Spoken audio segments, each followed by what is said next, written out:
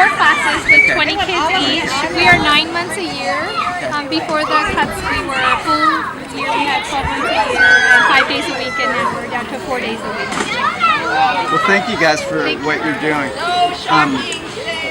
Part of the reason why I'm here today at Head Start is I'm the son of a public school teacher. I benefited from everything that California's public education system had, and the most important investment that we can ever make in a person's life is their education.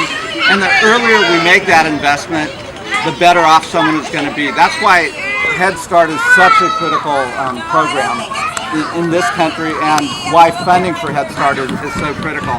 Now, I wish I could tell you guys that Washington, D.C. wasn't as dysfunctional as it is, but it really is dysfunctional right now. We're trying to make it better, and one of the dysfunctions is this thing called sequestration, which is just a ridiculous way to do budgets. And when we talk about budgets, certainly we have to talk about living within our means, but part of this is where do we make investments? And again, the most important investment we can make is in early childhood education, just getting kids off on the right track. Now, the Head Start program in this facility, specifically as you were telling me, used to be 12 months a year and 5 days a week.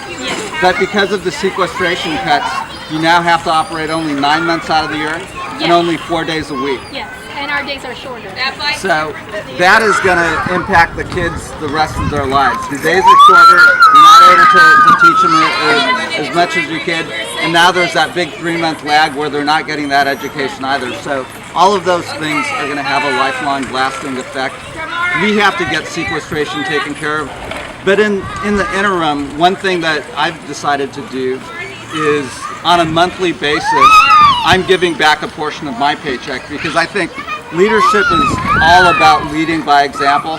And if these kids are making a sacrifice, then I think the men and women in Congress have to make that sacrifice first. So I'm going to give you a check for 8.2% of my salary.